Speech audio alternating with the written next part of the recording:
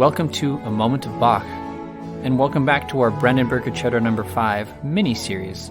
This is the last episode of 3 episodes in this mini-series where we talk about the 3 movements of this lovely work. We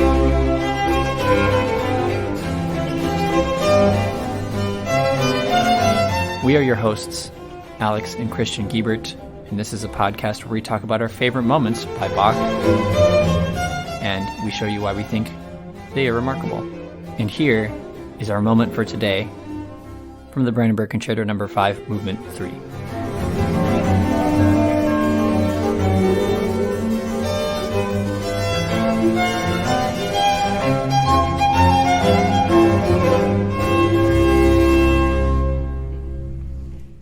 For the finale of this Brandenburg Concerto, we get the most delightful jig.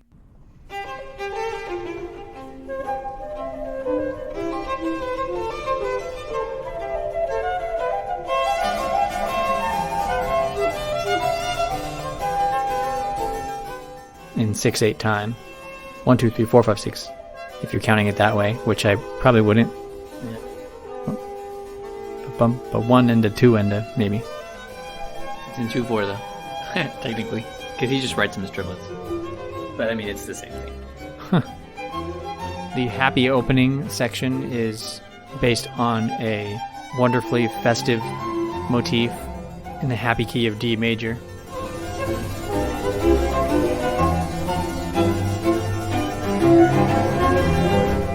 The main harpsichord feature was back in the first movement, but there's still plenty for the harpsichordists to do here as well in terms of their obligato playing.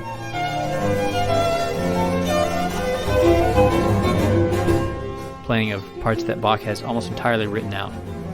Occasionally they sink back into a background role, but they have a lot of busy stuff in the right hand. Then we enter a second section in B minor.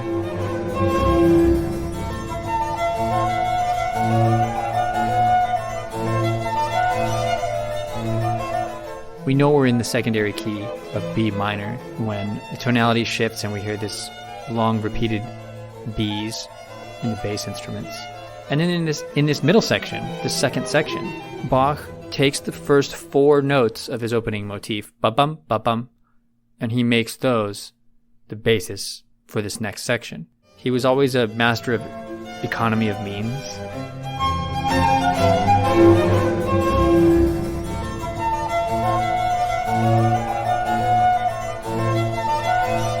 And so here we see that he's just using the first few notes and spinning them out into a little bit of variety here.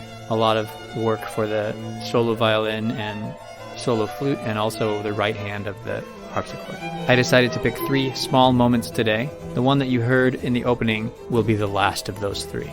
But first, there's a nice moment where the energy builds that I want to focus on.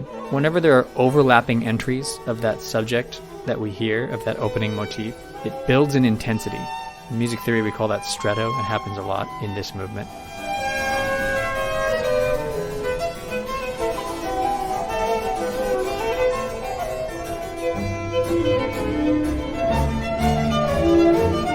And in one point that's a little bit sort of innocuous, but it's just the harpsichord by itself.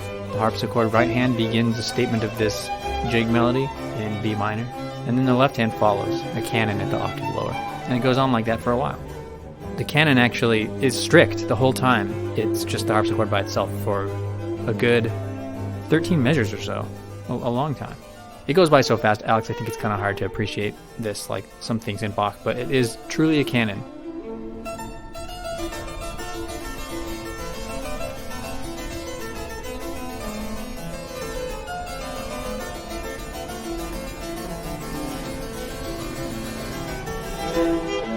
In other words, when the right hand melodic part enters, it has the material that it has. The left hand enters 2 beats later, has the exact same material, 1 octave lower. Same notes, an octave lower, but 2 beats later. It's a true canon.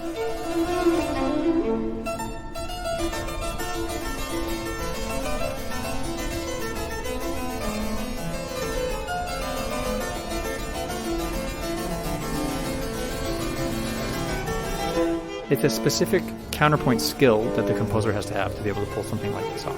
Usually when we hear an imitative thing like that, it's over in 1 or 2 bars, and then everyone's just matching harmony after that. But here, it really does. It really works.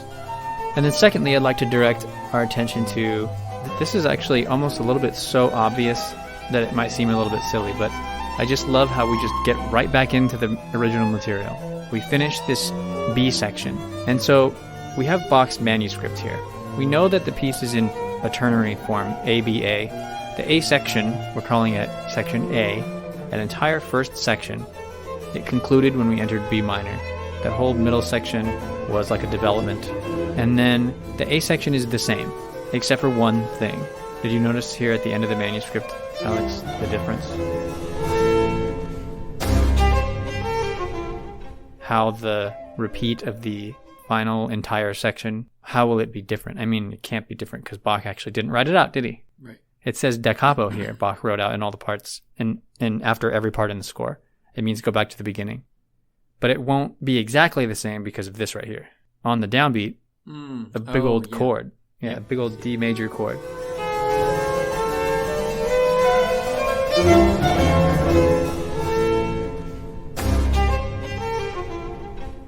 So when we started, that did not happen. Such a nice and sudden switch back into the original section. And then we get to enjoy the happy dance again, all the way until the end. But the end is also a little bit functionally different, I guess, even though it's not written out at all by Bach. This is the second thing that's not written, but it's different, and that's because they have to slow down at the end. So the act of slowing down at the very end, like you must do in basically all fast Baroque movements, just to put the brakes on and get to the end, is what makes it a little different than when we ended the first time, when we ended that section the first time. Let's hear a comparison. Here is the ending of the first section when it has to go on.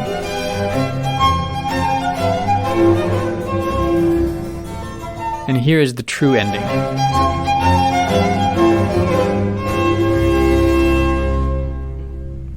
What I love about the ending, it's the same, I mean, the notes are the same as in both times that we played, but you can hear this a little bit better at the end because it's slower, is the anticipation of the last chord. I love that. Because he could have done, but he does this.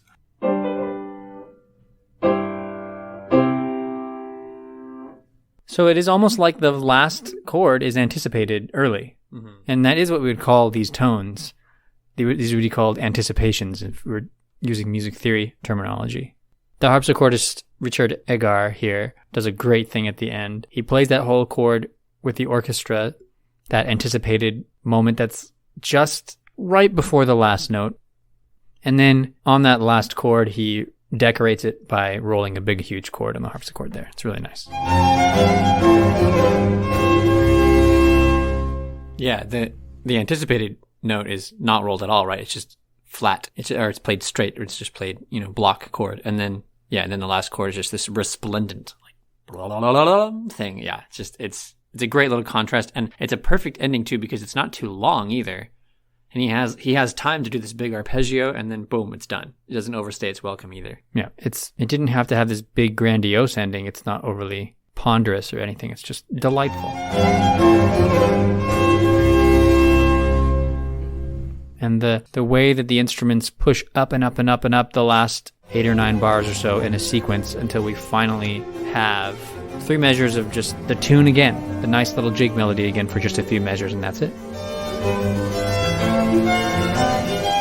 And now we will play all 3 of these short moments from Brandenburg Concerto No. 5, Movement 3. Here is the first moment, that harpsichord canon.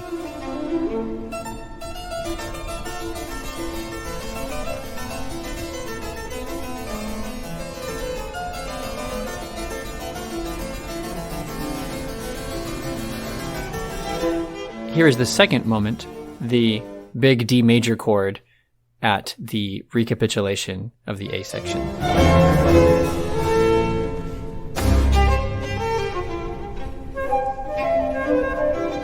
And here is that third and last moment, the ending of the movement.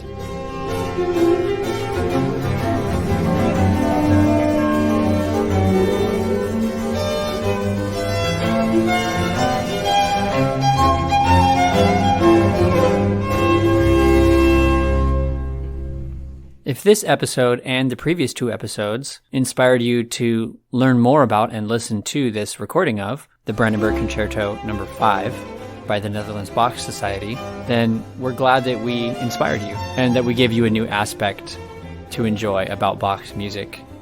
Please visit that link to see more by the Netherlands Bach Society, who always do such a great job with their recordings.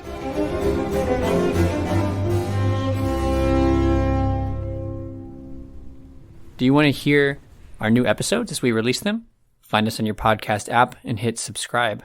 So now that our mini-series on this Brandenburg Concerto has concluded, Alex, what will we be doing next week?